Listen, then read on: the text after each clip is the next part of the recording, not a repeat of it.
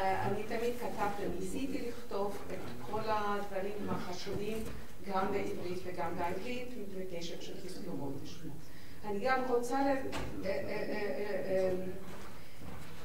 לעשות הדגשה קטנה של העבודה הזאת לפרופסור מלאכי בן-טלי, זיכרונו לברכה. זה היה הוא שהביא אותי בכלל לעבוד עם כתבי יד מימי הביניים. אני במקור, אני עבדתי תמיד עם מגילות גנוזות, וזה היה התחום שלי, עד שפרופסור בן-טלי ביקש ממני להתחיל לעבוד עם כתבי יד מהתחום שלו. עכשיו אני עוברת לאנגלית, זה יהיה יותר קל. In 2009, he approached me at the same time, he and Professor Michael Stone approached me and asked me to join a big project which was called Comparative Oriental Manuscript Studies. And you can see, if you are not familiar with this project, you can see all the details on this address. And since I was mostly working on part production, we spoke about many different questions. One which was, for instance, why the letters are usually lost from the flesh side and not from the hair side, stuff like that. However, I was kind of shocked during this project, in which we spoke on all different Oriental manuscripts and tried to work out on the codicology of them. That people basically looked at the ink and determined their type according to their color. And as you can see here, very easy, black color would mean soot ink, and brown would mean iron gold ink. This is what is said, determined the definition of determination by the eye. However, it is not always very simple, because if you look at this ink, for instance, they would be usually said black, and we met it many times. It was even written in the codicology book of Professor Baker-Rier, that they are of carbon, yet they are iron gold inks. And how do we know they're iron gold inks? I'll tell you in a minute. Because during this very project, I realized that the majority of scholars would not know anything about the properties of the ink, about their chemical nature, which is absolutely different. And since it is different, it can be determined. It doesn't have to be determined by the eye, because the color actually is the result of many different processes. And very often it does not say anything about the nature of the ink itself. So I started thinking how I could be helpful. We scientists can solve any problem if we know what the problem is. And sometimes it's very difficult to determine the problem because people do not know to explain it to us. So I was very lucky because I was working with Professor Baker, and he explained me the problem, and then I started thinking. So before we go to the solution, I will give you a very short overview of the nature of the inks. And in the medieval times, you would have three types of the inks that have absolutely different chemical nature. One of them, which would be, I don't know how to do this, I'm sorry. Yes. So, the very simple way, the soot ink, that's what we know also from, it is gone somewhere. Okay. I will not touch it, I promise. Okay, anyway, the soot ink, its nature is a suspension. It's a mixture.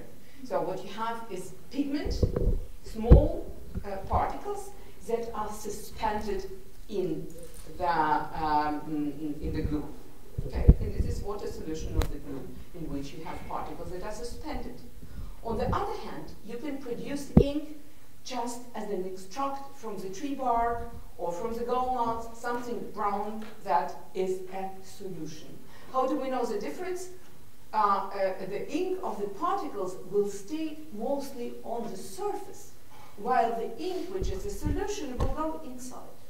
Okay? This is very simple difference, without any colors at the moment. Now, the most popular ink of the medieval manuscripts is something which Professor Becquerier called Diobazili Meupezet. Nachon? Okay, well, actually in English it is called iron gold ink. And this is the artificial ink. It means that it is produced by the reaction between the plants in the ink and iron. So now, let us see what is the typology in a more simple way. On the left, you have famous ink, which is based on carbon, which I would say Diopachman, although Pachamit. He called it Pachamit. They are actually the oldest ink we know. The Dead Sea Scrolls are written with this ink on many papyrus that you know, Egyptian papyrus. And so it's made very simple. If you want to make such an ink today, and you make yourself, you take coal or soot, and you mix it with gamma arabic, this ink would be indistinguishable from the one that was produced 2,000 years ago. Okay, this is a bit of a problem with this ink. Now, on the other hand, you see this plant ink, and you can see immediately one is very black, another is very brown, right? So this is the first difference. And the beginning of this ink lies in the 4th century before Christ, so before our time. 4th century before our time. This type of ink was already described in the 3rd century BC. Okay? And it is very interesting that one did write with this ink, but people have completely forgotten its existence. Why? Because if you just add a little bit of iron to this very ink, you get a famous iron gold, which has become then popular. But to produce this iron gold ink that we know from the Middle Ages, it took about 1,000 years. They started with a primitive ink of this type without not knowing what they need to produce it in the 4th century BC. At least, maybe before, but at least the oldest ink of this type that we found was found in the 4th century BC in the documents. So this is dated documents where we found it. And then the proper ink, which we know as iron gold ink, we found in the 7th century of our time. So it took about 1,000 years to produce a proper ink. Now, it could be produced by different ways. One simple way, and the beginning how it started, it was just taking the bark extract and adding a glue, or sometimes without a glue, and adding metallic iron.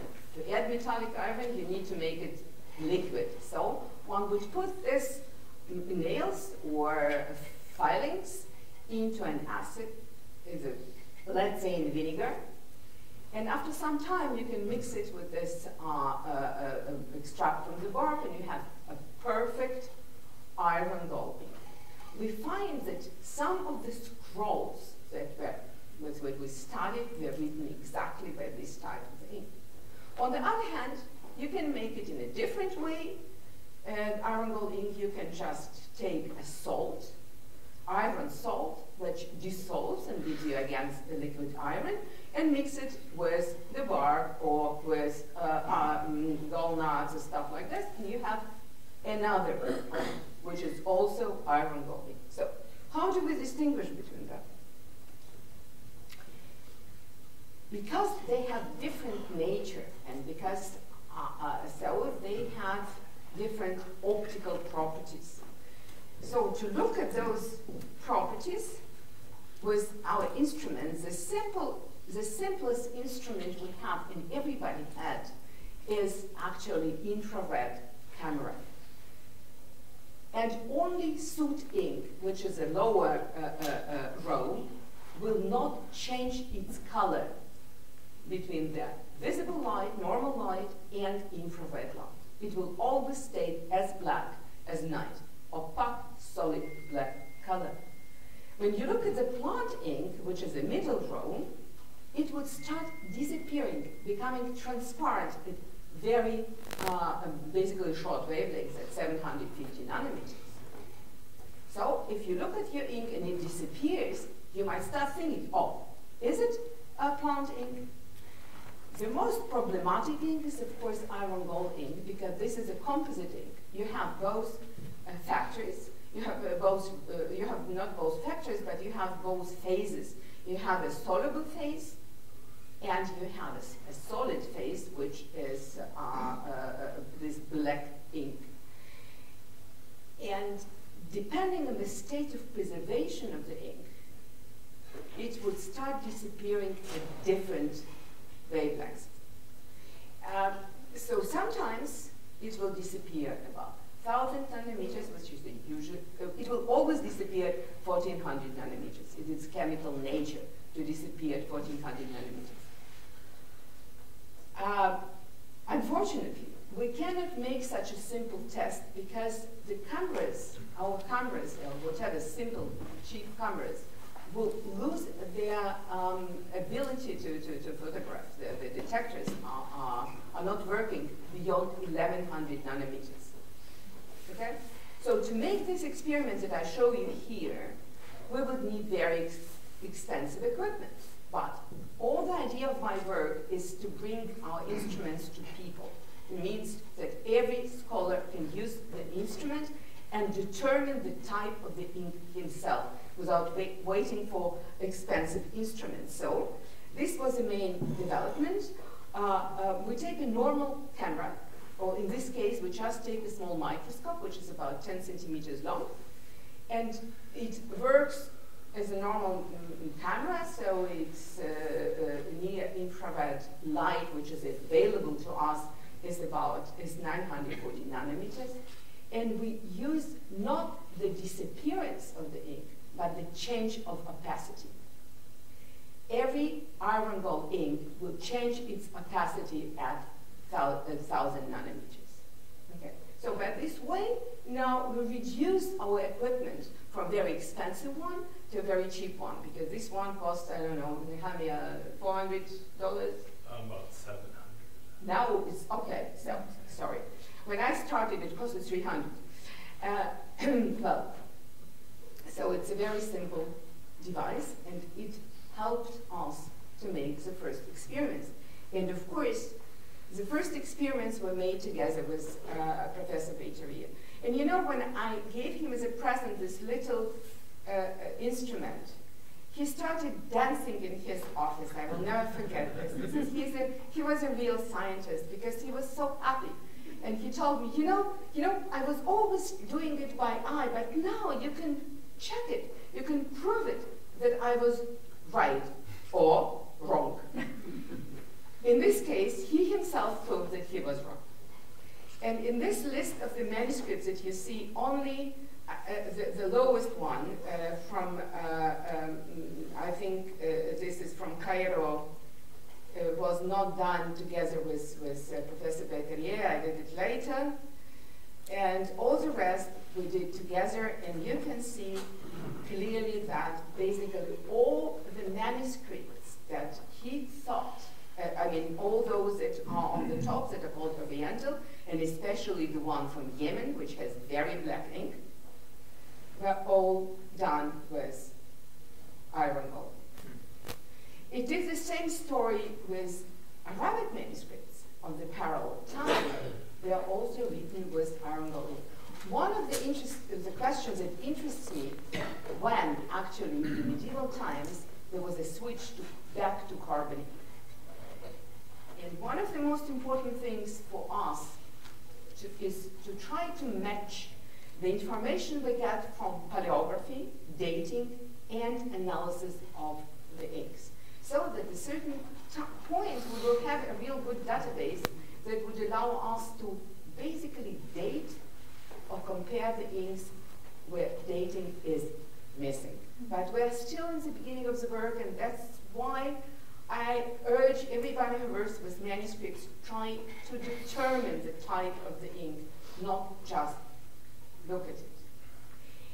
Now, until now, I was always talking about pure types of the ink. I said they can be sooty, could be pontic, it could be carbonate. But Judith already mentioned that there were mixed inks also. What the meaning of the mixed ink, when you have sooty and you have iron gold ink and they're mixed, or you have sooty ink and blonde inks and they're mixed.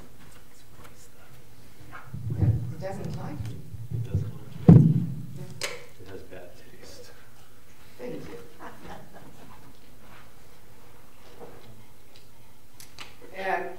Now, basically, people did not know about the existence of mixed ink for a long, long time. Why? Because once you have carbon in the ink, it masks everything else. So you would think it's carbon ink.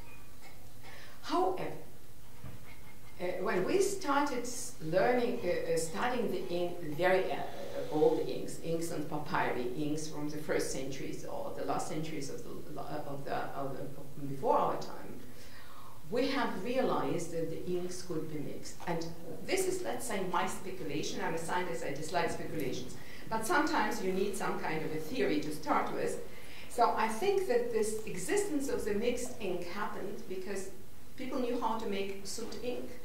However, soot ink was very expensive. It is very difficult to make a good soot ink. And when people needed more ink, they started just, let's say, adulterating it. They started adding dark liquids.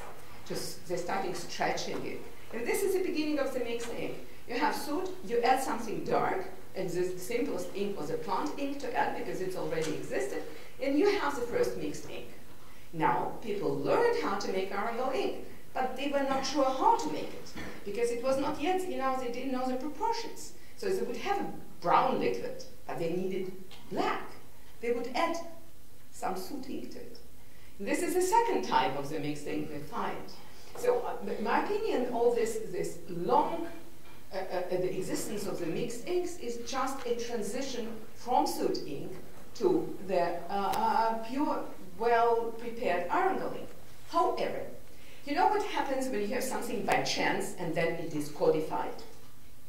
So people started thinking of mixed inks as something very special, and they started having even their recipes. The most famous recipe that we know of the mixed ink is the one offered by Rambam, by Maimonides. And the first time I read this, I said, what kind of nonsense is this? Why do you need to put all this together? You just absolutely don't need this. But then, later, I have discovered exactly the same recipe in one of the Arabic manuscripts.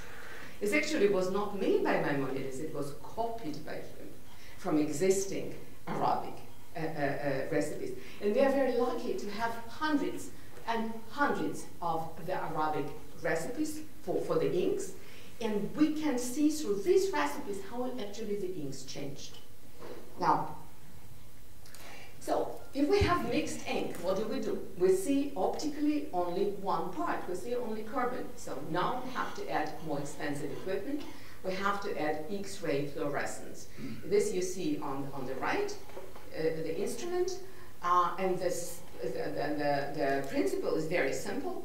You illuminate your object with X-rays, and the atoms in this very object respond with the X-rays. We know how to record these X-rays and how to interpret them. So from irradiating an object with X-rays, we get a response with X-rays which we can attribute to certain elements present in this very object. Okay? So when we study the inks, we can see what is in the ink as a metallic element. And since we are both basically interested in iron, it's very simple. So the next step of my work with Professor Ber was to check some of his books, some of the manuscripts listed in Svaradata that were believed to have been written with carbon inks, and he sent me the list of what he wanted to be checked. And since I live and work in Berlin, so I went to the library with my instrumentation and started checking it. And all this work has been done in 2014, meaning we were really in the very beginning of using instruments to study the ink. Of course, there were sometimes mistakes, sometimes not understanding. It took us a lot of time to understand what we were doing. But this very beginning of studying the inks with instruments is actually the idea of Professor Molecular Batteria. And I would want everybody to remember this. He stands at the beginning of studies of the ink. Now, so this manuscript, we look at one of the inks, and the left side is already what you know. It is the comparisons of the inks under visible light and under near-infrared light. When actually I showed my presentation to Michaniev, he said, it's a mistake. On the left, it must be NIR. No, it is visible, but you don't see the difference. And this is exactly the point of carbon ink. However, if we start looking at it with our instruments, and on the left you see a graph in which every point represents actually the amount of certain element in the in this manuscript. And what you see, oops, this is what I hate about this stuff. So here you can see that here we're looking at the ink, and here we're looking at the paper, okay? So we can compare the elements in the ink and in the paper, and you can see that you have by far more iron in the ink than in the paper. You have not only, actually you have somewhat a little bit of zinc also in this, and which one is also is, what is this one, and a little bit of copper. So now we see that ink contains iron, copper, and zinc that are typical for iron gold ink, but not just of iron gold ink. It's typical of iron gold ink made from vitriol, and Mordechai was asking me once about, what was this, agreement? Yeah, by the medieval times it would be called agramentum in Latin, and in Hebrew one would write agreement to it, which is a specific salt which contains, used to make iron gold ink. However, it doesn't contain only iron, it also contains copper and zinc. So here, using the second instrument, we didn't not only learn that we have here a mixed ink, we also learned the way how this ink was prepared, because we know now what were the reactants to make this ink. Okay, let's go to another page of the same manuscript, or rather we go to different things. We will look at the word and those symbols, and using only visible in infrared light, you immediately see that there is some kind of a difference between the inks, right? Though it was not so clear when you would look at this with your naked eye. And when we now compare the composition of this ink, we immediately see, and this is on these graphics underneath, we have the main ink in which you have this amount of copper as compared to the symbols which look carbon, right? However, it is a mixed ink because it has also copper and iron and what else. Now, what you're looking at, you would probably be asking me, what is iron actually? Why are you looking at copper and zinc? And this is a specific way of analyzing our inks. You see, the amount of iron in your ink would depend on its thickness, right? The thicker the part, the more iron in it. It's clear. However, if you want to compare the inks, it will be inconvenient. So we developed a method of comparing the inks by looking at the accompanying elements that are normalized to iron. You know, if you would write with one and the same ink, and you always normalize to iron, divide by amount of iron, it will be independent on the thickness, yeah? Because it will be changing, the amount of ink will be changing, but not the relations. And this is what we call ink fingerprint, and this ink fingerprint helped us to look at many different inks, and is basically the basis of comparing the inks within one manuscript. You know, we have two Masoretes. One wrote one thing, another wrote another thing. Let us look what inks they used, and we can compare these inks now quantitatively. Okay? Okay, so after all these examples, it will be now a very short part, and this is a part actually of Nehemiah. And I can tell you that I've been working with Professor Beteria looking at the question of the general question of the inks, how the inks of Oriental manuscripts relate to those of the Ashkenazic manuscripts.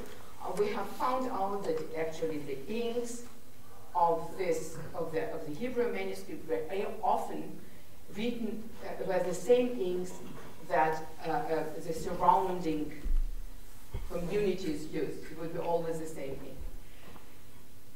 This was the question I was addressing. 2019, Nehemiah Gordon descended on my head. And he came with his set of questions. And while he clearly understood what are the capabilities of our instrumentation, he also understood the importance of preparation of the work for study, for defining the question and making all the needed preparations. So this, actually, it was a very happy moment because our studying of the Hebrew manuscripts got to absolutely to another dimension. Here, you see a collaboration between a capable scholar and a scientist. And so this part is basically of Nehemiah. He used this little instrument to look at the different inks of different codices. And you can see now yourself what ink he is looking at. In the first week, I think, Nehemiah, you sent me hundreds of pictures, and I thought my computer will explode. But very soon after, he did it all by himself. He didn't need even my help in any way. Now, you can see here, I was always talking about visible light and near-infrared light. And now, okay, I saw it myself.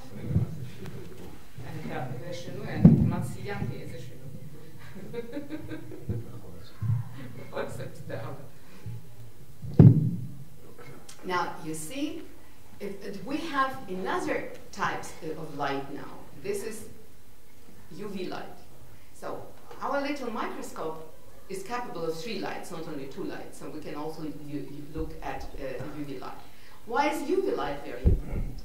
It is because UV light makes contrast of faded iron gold.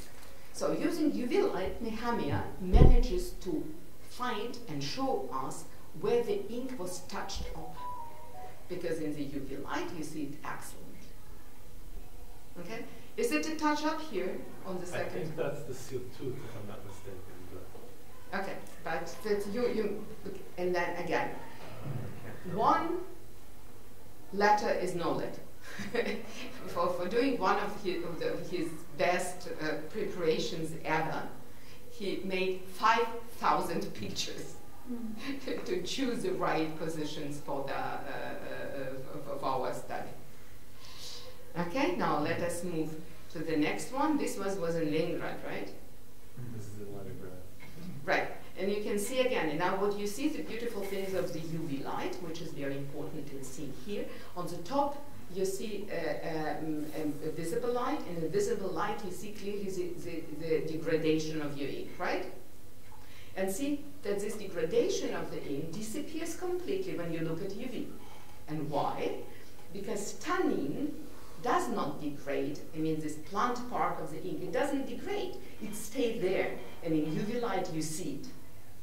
So all the degradation of iron gold, you don't care for it. And this is a principle which is used for revealing faded text. Okay, and then of course you look at the NIR and you see that the text is partially transparent, disappeared. Why partially? Because the degree of disappearance in the NIR directly connected with degree of degradation of your ink. Okay, the more degraded, the less visible. Nehemiah, how much time do I have? Because I need to rush. You have 18 minutes. How many? 18 minutes. Okay, I need 5. That includes questions. No, I need 5, and then we can talk then about this. Now, this is another important manuscript, and you can see clearly. And here it is a touch-up. For sure. It is sure a touch-up, and you can see the touch-up if I manage to attract your attention to the right thing. You see? But you can see it, of course, here also with your naked eye. But what you see here, it is much clearer. No? We go to the next manuscript. Yes, exactly. And this is his famous Leningrad Codex. And the next one is, it's basically here what you see nicely is 2 different inks, right? And so you see that on the top you have, it looks actually all the same, but on the bottom you realize it's part of it completely disappears. Which one was that? That was, now this is a good question. Is it your opinion? Is it? This is iron gall ink. This is iron gall ink. Is there any way a little bit addition of carbon in it? Not from what you've taught me. Very good student. You would think, oh, there's a little bit of carbon there, but no, it's... No, that's what we thought at the beginning, of course, and then you see that it changes its color. And Marcella, are you there? Yes. Yeah, you see, this would be our question now with Ibn Sina, no? Yeah. Exactly this. We were looking at the ink, so we're not quite sure. Is it carbon in there? Marcel says yes. I said, I don't know. That's why I brought all the equipment, and I'm going in 2 days to Jerusalem to look at the inks, to try to solve this problem. Okay, but Professor Beterier taught me not to touch the scrolls. He said that all we can know is, and we start with dated manuscripts, and dated manuscripts are not the scrolls. Scrolls are not dated. And I started looking at the scrolls only when I met Nehemiah. And we did a lot of work on scrolls. And Nehemiah knows how many scrolls we looked at. I have no idea anymore. And today in Berlin there is a big project dedicated to the Torah scrolls, however not Oriental Torah scrolls. It is all Ashkenazi. But this one is a very beautiful one, and here on the top you see that it is brown. What is very interesting is about those dark inks, dark iron gold inks that are not so easily seen brown, light brown that we know like Italian ink, or we know actually many inks, German ink. And many of those inks are produced only with iron made from metal, taken out of metal, and not from this salt. And this is an interesting question, how it came about. One of the historic things we know, and this is an interesting moment which we do not understand, but we need by far more analysis to understand. This ink is very close in the way how it looks and in the composition to the insular ink. You know, the inks that comes from England, from Ireland, which is a good question. Why? Why is it? What kind of coincidence is that? But this is coincidental, probably. In any case, this is an excellent ink, and if I manage, when this horrible war stopped sometime between Russia and Ukraine, maybe one will be able to study those studied properly. Okay, so I will just go through. Nehemiah has hundreds of pictures, and so whoever interested in looking at those inks is referred to Nehemiah and Mordechai. I think Mordechai has also by now also almost as many. Mordechai? You have so many now too, no? Yeah. Okay. In any case, it is also very interesting when you look at the Bologna scroll, famous Bologna scroll. It has very dark ink, and it was surprising that it has only iron gold. Which one did we have? The Trinity College scroll. This scroll is nice because here you have, this one was done in the National Library by Nehemiah 2020, right? Mm-hmm. Something like that. And you can see here that we come to the points where sometimes you have the ink, iron gold ink, that are later corrected with carbon ink. And here we come again to the same things that happened in Arabic manuscripts. Very often you have, they started in the medieval times, early medieval times, they were using iron gold ink, and later they went to carbon ink. Because carbon ink is, of course, better quality, carbon ink doesn't disappear, carbon ink does not degrade, and so of course it's better to write everything with carbon ink. However, not on in a codex. And now we're going back to the question why actually all the letters from the flash side disappear. And here you have, and why actually we have this rule that one has to write on the hair side of the skin instead of writing on the flash side. Yeah, this is just chemical. The answer is just chemical. You see, leather or parchment have two different sides. The sides are not the same. It is not homogeneous material. And the hair side has a very tight network of fibers. So whatever you write, whenever you write, with whatever you write on it, sits well because it's glued well to the smooth surface. Once you go to the flash side, if you look at the leather, it's impossible to write it, basically, with nothing. However, if you look at the parchment is clean. It looks kind of smooth. However, the network of fibers on the flash side is rough, raw. You have big holes. So the ink, like carbon ink, that sits on the surface only by being glued to it, by adhesion only, cannot have this adhesion. It just cannot adhere to this rough surface. And that is why from the very beginning, from this very first beginning of the writing on leather, which was done in some, it was the 15th century for our time on the Egyptian scrolls, rolls, the books of the dead, they would already write only on the hair side. Because carbon ink adheres well to the hair side, it does not adhere to the flash side. Carbon ink penetrates the surface. And if you have polyps... Iron gold ink penetrates. Iron gold, what did I say? You said carbon. Oh, I'm sorry. Iron gold ink penetrates the writing support. So if you write Codices, you would use rather something that penetrates than adheres. However, adherence is also a big part of the keeping the text on the surface, whatever surface. Now, on the hair side, on the parchment adheres well, you always see it sitting on it. On the flash side, you would have a nice ink corrosion because of the penetration, but however, it does not adhere well. So the parts that were actually adhered would come off. And this is, I think, one of the reasons why the things like scrolls or something that you write on one side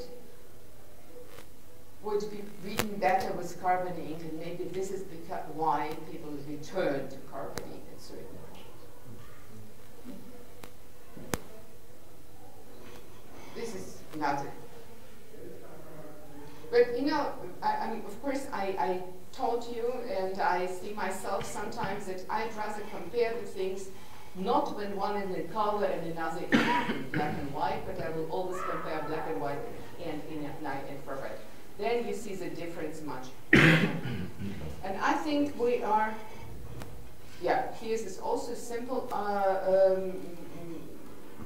iron gold ink. one thing that I would like, if anyone has absolutely no instruments, and only his eyes, and maybe magnifying glass, and you have very black ink in front of you, look at the edges of the letters. Even in the Yemenite scrolls or Yemenite codices that look so black that I myself was so astonished to find that they were all written with iron gall inks. The same with Armenian manuscripts. Many Armenian manuscripts are written with very black ink, but they are iron gall ink.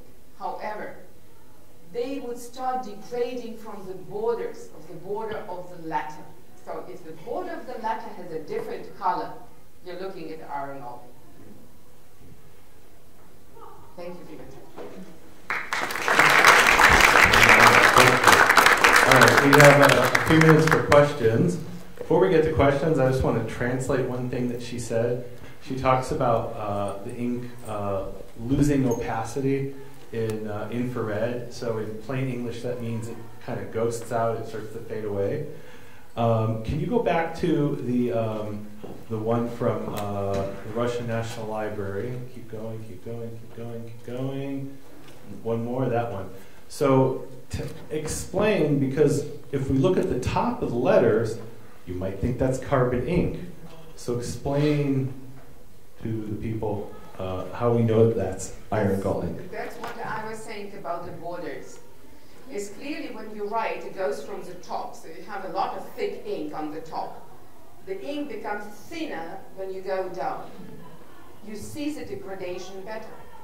And that's why, if you look at the lower part of these letters, you see that they become less opaque. Lose opacity. Lose opacity. They fade out. Okay. Any questions? Yeah.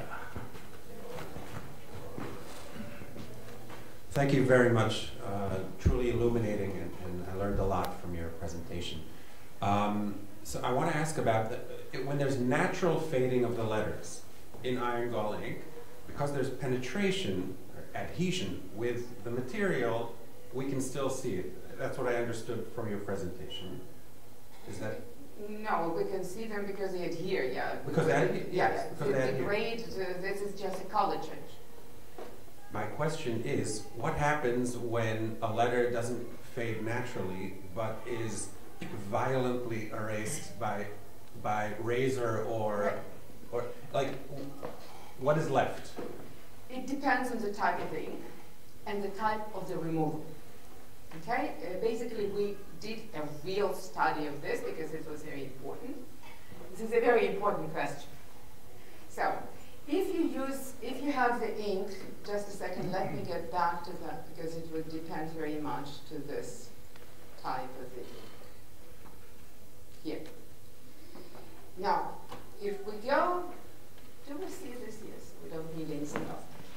If you look at this, when you make the iron gall ink, one dissolves the salt of iron. And do you see all these beautiful colors? This is vitriol. Every color represents a metal. It is green vitriol is iron, blue vitriol is copper, white vitriol is zinc. Usually they come in a mixture. So whatever you do with your ink, do you violently remove it or not? All these elements go inside. But usually when the things are removed, they are removed from the surface. Okay, so you remove everything which is on the top, scratching, or even usually they would be using either lemon acid going on this, or sometimes cheese, something like that. And even if you cover it all with calcium carbonate to make it white, all this ink stayed inside your manuscript. So, if we have right tools, we reveal it all, we bring it out. Okay? Carbon ink does not lose anything. So, if you remove carbon ink from the surface of parchment, you remove it with the upper layer, nothing left. One of the reasons, it is one of the ways how we can check whether some of those Dead Sea Scrolls are fake. And of course, that's in the Mishnah and Talmud. When it mentions carbon ink, that's the exact context that it can be erased. It's in the section of the Sotah that it has to be an ink that can be completely erased. So it should be indelible as far as everything. Indelible. Yeah, indelible. No, delible. That It should can be indelible. Yeah. Sotah.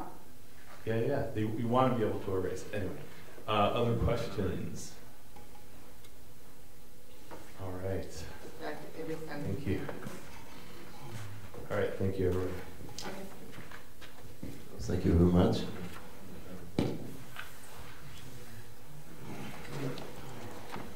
טוב, יש כיבוד באולם ליד, המושב הבא ב-12. ברוכים הבאים כולם למושב ה-50 שלנו, בכותרת עבודת הסופר והמסמן, שמי שאול, קוראים לי שאול סיידר-פאלר, אני עובד בסודביז, אני מחר בצהריים בעזרת השם, ואני בעצם ממלא מקום של פרופסור שלנו, שהיא לא יכולה להיות פה איתנו.